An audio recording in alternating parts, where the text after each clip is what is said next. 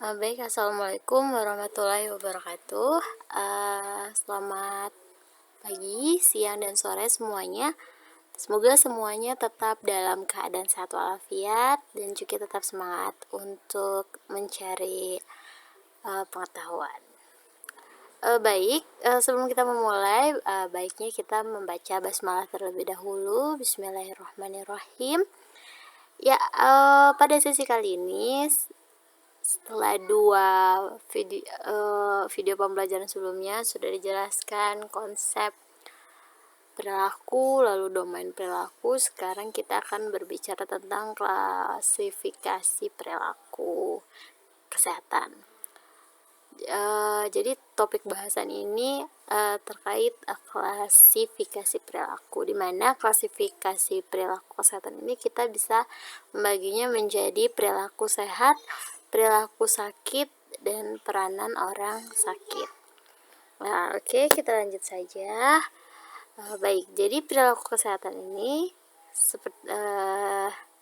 adalah semua tingkah laku yang akan berkaitan dengan kesehatan, baik itu yang positif maupun negatif. Jadi di sini kita akan mengenal healthy behavior, kemudian yang kedua illness behavior, dan the psycho behavior. Sebenarnya ada satu lagi risk behavior atau perilaku beresiko. Nah, kita bahas yang tiga dulu ini. Jadi healthy behavior adalah perilaku sehat, health behavior. Sorry, ini kita ganti aja, nih salah nih tulisannya, bukan health behavior. Jadi perilaku sehat. Perilaku sehat ini adalah perilaku seseorang, individu atau kelompok masyarakat yang positif terhadap peningkatan kesehatan. Jadi dia perilaku-perilakunya itu bertujuan untuk mempertahankan kesehatannya dan untuk meningkatkan kesehatannya. Ya, jadi perilaku-perilaku yang berkait tujuan peningkatan, yang memberikan dampak atau efek pada mempertahankan kesehatan dan meningkatkan kesehatan, yang disebutnya perilaku sehat. Nah, contohnya seperti apa? Seperti berolahraga, makan sesuai dengan anjuran, isi piringku, kemudian beraktivitas fisik, dan menggunakan masker, melakukan penjarakan sosial, selalu cuci tangan. Ini termasuk pada health behavior. Nah, kebalikan dari health behavior itu bukan illness behavior ya, berbeda. Jadi ada perilaku sehat, ada perilaku tidak sehat, atau perilaku beresiko. Jadi ada perilaku, lawannya dari perilaku sehat adalah perilaku tidak sehat atau perilaku beresiko, bukan perilaku sakit seperti illness behavior yang di bawah ini. Jadi si hijau ini dan si biru ini bukanlah kebalikan. Jadi kalau perilaku sehat adalah perilaku yang dilakukan oleh orang-orang sehat yang diperuntukkan untuk mempertahankan dan meningkatkan kesehatannya. Jika dia tidak berperilaku sehat, maka dia sebenarnya berperilaku tidak sehat atau berperilaku beresiko. Nah, sedangkan kalau perilaku sakit adalah perilaku yang dilakukan oleh seseorang yang sakit. Nah, jadi kalau kalian lagi seorang individu sedang sakit, nah dia harus melakukan perilaku sakit. Perilaku sakit ini adalah sebuah perilaku untuk mencari penyembuhan dan mengatasi masalah kesehatannya. Jadi bedanya yang poin hijau adalah ketika kondisinya pada keadaan sehat, kemudian yang biru dia berada pada kondisi sakit. Nah, lalu jika dia tidak melakukan perilaku sehat, bukan berarti dia melakukan perilaku sakit, tapi dia termasuknya kepada melakukan perilaku tidak sehat atau perilaku beresiko. Apa contohnya perilaku tidak sehat atau perilaku beresiko? Yaitu perilaku seperti merokok, minum minuman beralkohol, makan banyak junk food, tidak mengkonsumsi buah dan sayur. Nah, itu termasuk perilaku tidak sehat atau perilaku beresiko. Nah, jadi lawan dari perilaku sehat adalah perilaku tidak sehat atau perilaku beresiko ya. Sedangkan skup yang berbeda yang dilakukan oleh orang sakit ketika seseorang ini sudah mengalami sakit, maka disebutnya illness behavior. Jadi orang sakit ini juga memiliki perilaku. Nah, perilakunya dia harusnya bertujuan untuk mencari penyembuhan dan mencari permasalahan kesehatan. Nah, namun orang sakit ini tidak semuanya melakukan pencarian pengobatan atau melakukan tindakan-tindakan untuk menyelesaikan masalah kesehatannya. Maka sebenarnya dia disebut tidak melakukan perilaku sakit. Nanti disebut dia melakukan penyimpangan perilaku sakit. Nah, maka di sini sebutkan bahwa ada the sick rule behavior. Jadi, orang sakit itu punya peranan, hak dan tanggung jawab yang harus dipenuhi juga, sama halnya seperti orang sehat. Nah, jadi orang sakit ini juga tetap memiliki peranan, hak dan kewajibannya di kehidupan sosial. Oke, semoga ini bisa dipahami dengan baik ya. Kita next. Nah, kita tadi contohnya ya, kalau yang kesehatan, perilaku sehat seperti melakukan PHBS, melakukan jumantik, nah pokoknya segala upaya preventif promotif ini masuk ke perilaku sehat. Nah, lalu kita kemudian bahas tentang illness behavior atau perilaku sakit. Nah, ini perilaku apa? Perilaku yang dilakukan oleh orang sakit ya. Jadi orang sakit yang melakukannya atau orang yang merasa dirinya sakit. Nah, dia memiliki hak dan kewajiban ya, tadi dijelaskan di sick rule behavior. Nah, jadi apa yang biasanya dan seharusnya dilakukan oleh orang sakit? Nah, di sini disebutkan ada 3 reaksi utama atau secara garis besar illness behavior itu bisa dikelompokkan menjadi 3. No action, itu berarti tidak melakukan apa-apa. Kemudian self treatment atau self medicine, ini yaitu melakukan treatment atau melakukan pengobatan secara mandiri. Seperti misalnya kita sedang merasa tidak enak badan atau sakit ya, misalnya terasa sedikit badannya flu atau demam, maka kita biasanya pengobatan awalnya ada orang yang tidak melakukan apa-apa, ada individu yang melakukan treatment sendiri seperti mengkonsumsi jamu atau mengkonsumsi obat warung atau mengkonsumsi makanan-makanan tertentu. Nah, ini termasuk self treatment atau self medicine. Atau pijat, urut, bekam. Kalau bekam bukan ya. Kalau pijat, urut, bekam ini masuknya ke pencarian pengobatan ke Fasiankes, baik yang bersifat modern atau tradisional. Jadi kalau yang self treatment atau self medication itu kita yang melakukan pengobatan sendiri. Misalnya ada individu yang merasa tidak enak badan flu. Nah, dia biasanya mengobati dirinya sendiri dengan misal memperbaiki pola makannya, di makan makanan yang bergizi, lalu istirahatnya ditingkatkan, atau mengkonsumsi vitamin, mengkonsumsi lain sebagainya. Ini masuknya ke self treatment. Nah, kemudian yang ketiga baru dia mencari ke pengobatan ke pihak lainnya. Nah, pihak lainnya ini bisa kita sebut Fasiankes. Ini bisa baik secara modern atau tradisional. Kalau modern sudah pasti yang dimaksud adalah ke rumah sakit, klinik, puskesmas, dokter praktek atau bidan dan lain sebagainya. Atau para medis ya, mungkin di tempat teman-teman ada yang masih tinggal dengan di lingkungan sekitar ada para medis yang masih buka praktek untuk sakit-sakit ringan seperti itu. Nah, ini masuknya ke modern. Sedangkan kalau yang tradisional ini masuknya seperti kalian melakukan urut, bekam, atau ke sinsei ya, akupuntur. Nah, ini masuknya ke tradisional. Nah, jadi kalau tadi saya menyebut minum jamu ya, tadi ya, minum jamu ini masuknya ke self treatment. Tapi kalau udah apa namanya, akupuntur, bekam, ini masuknya ke pencarian pengobatan tradisional. Atau ada istilah kesehatan yang khusus untuk bukan aliran ya, jenis pengobatan yang seperti bekam, akupuntur, sinsei, itu ada pengobatannya.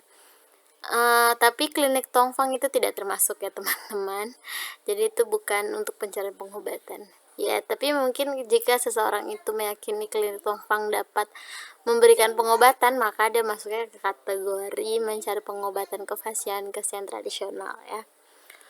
Oke, selain 3 reaksi utama yang ditunjukkan tersebut, Sussman dia menyebutkan lebih lanjut reaksi atau illness behavior dari seseorang dengan tingkatannya. Nah, menurut Sussman, perilaku sehat adalah suatu tindakan yang bertujuan untuk menghilangkan rasa tidak enak. Tidak enak ini yang dipandang sebagai rasa sakit. Reaksinya ada shopping, fragmentation, procrastination, self medication, sama discontinuity. Nah, ini masing-masing ada artinya. Shopping ya, shopping ini bukan berbelanja. Ya, shopping di sini adalah pada proses pencarian. Jadi sebenarnya kalau kalian baru shopping itu baru mencari-cari, nah, mau belanja apa ya, itu baru shopping. Tapi kalau kalian udah beli, nah itu baru berbelanja ya kan. Nah, ini si Sussman ini dah tahap pertama. Biasanya seseorang dalam melakukan perilaku sakitnya, mereka langkah pertama akan melakukan shopping dulu ya.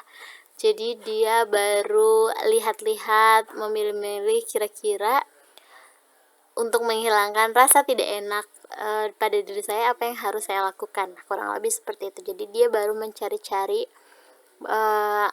apa yang ingin ia lakukan ya. Jadi tadi shopping pada tahapan awal, dia baru mencari-cari apa yang dia butuhkan dan dia inginkan. Nah, kemudian dia masuk kepada proses pengobatan yang disebutnya fragmentation. Nah, ini proses pengobatan ini sesuai dengan yang dipilih. Boleh bisa saja dia memilih self treatment atau self medication ya kan. Ini yang disebut dengan proses pengobatan. Jadi dia sudah mulai melakukan pengobatan, entah itu mau modern, tradisional, atau dia self treatment atau self medicine. Nah, tapi kalau untuk yang self treatment atau self medicine, si Sussman ini mengkategorikannya sendiri langsung ke self medication.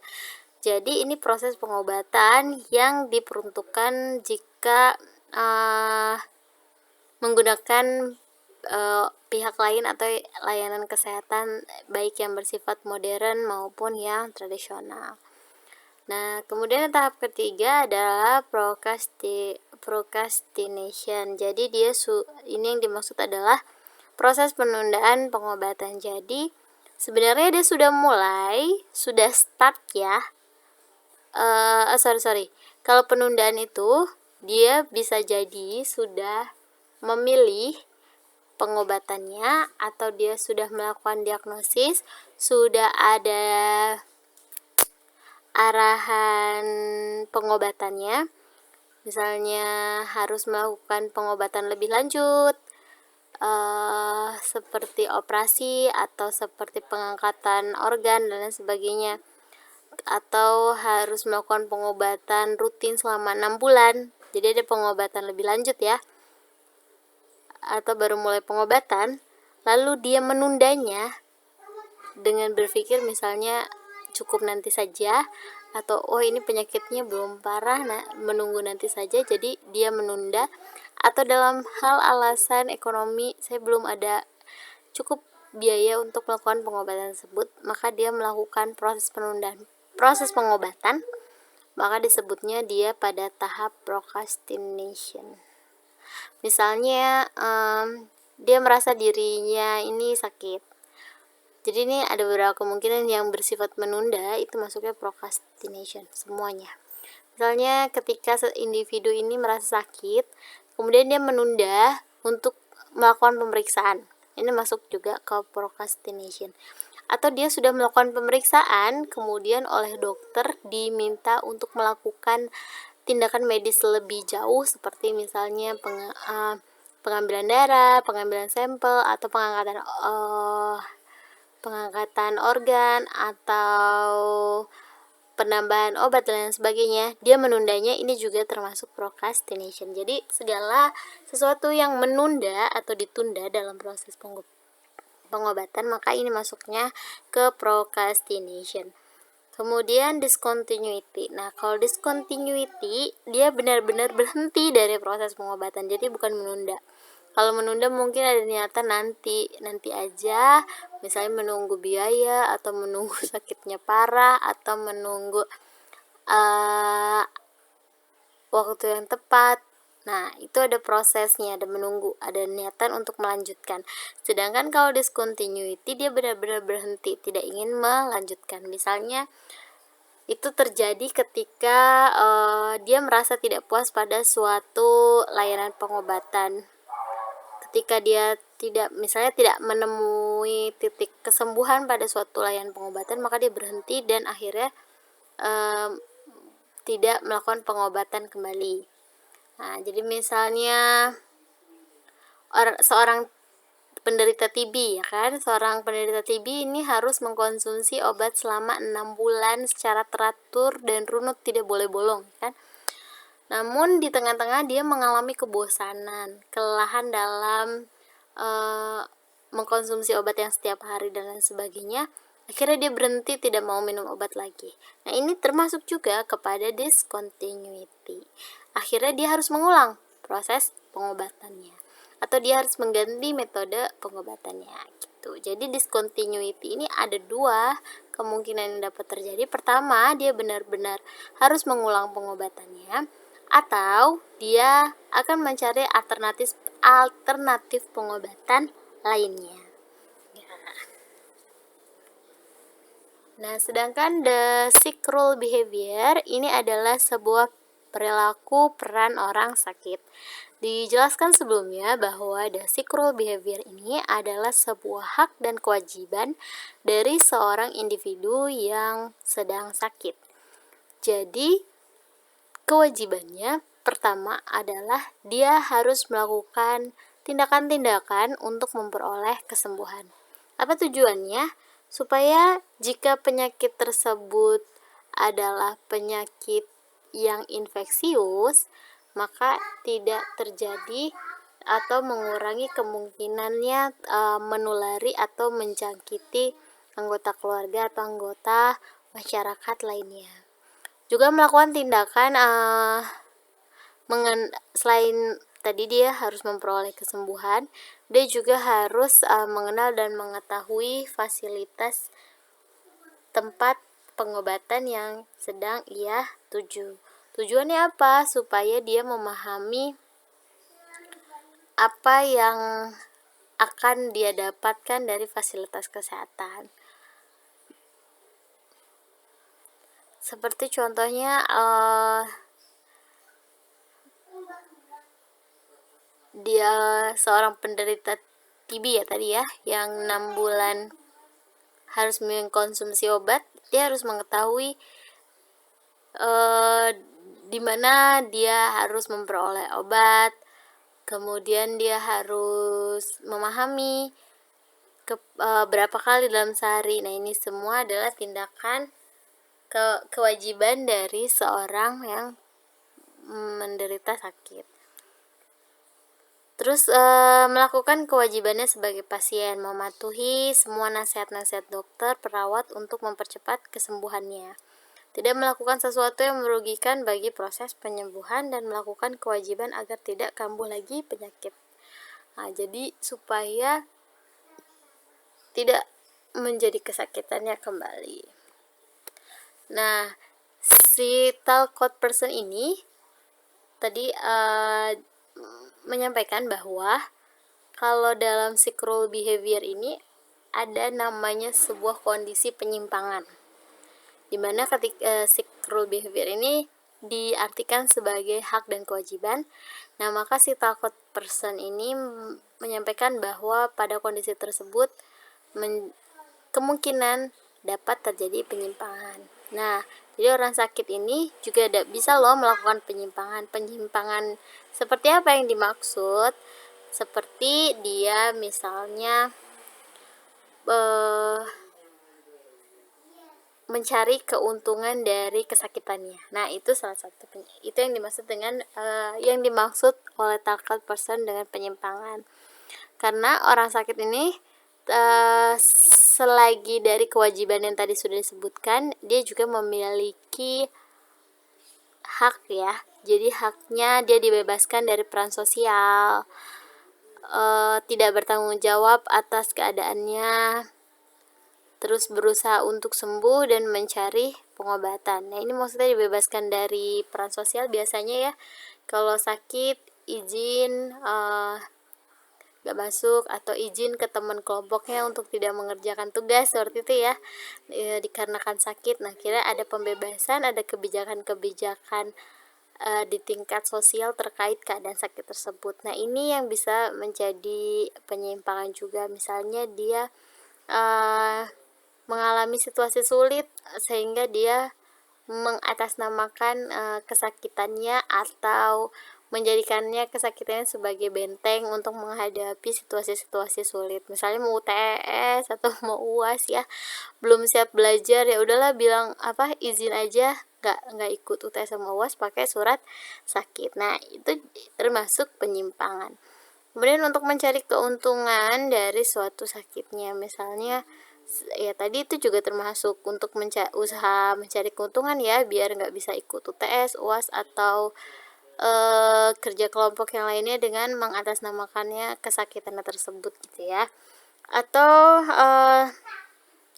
lainnya adalah mengatasnamakan sakit untuk mendapatkan klaim kesehatan, asuransi dan lain sebagainya. Ini juga termasuk kepada penyimpangan sick rule behavior. Oke, saya rasa untuk klasifikasi health behavior hanya 3 ini yang bisa saya 3 subbab ini yang saya akan sampaikan, yaitu terkait perilaku sehat ya dengan contoh-contohnya tadi. Kemudian ada illness behavior, perilaku sakit, dan sick rule behavior. Nah, untuk berikutnya habis sesi berikutnya dengan Budian nanti akan dijelaskan tentang teori-teori determinan perilaku terkait faktor-faktor apa saja sih yang akan mempengaruhi terjadinya suatu perilaku. Nah, oke, sekiranya sekian yang bisa dapat saya sampaikan. Semoga dapat dipahami dengan baik. Sekali lagi, jika ada pertanyaan, tanggapan, atau sanggahan, silahkan dituliskan di kolom komentar. Terima kasih, jangan lupa like dan subscribe. Wassalamualaikum warahmatullahi wabarakatuh.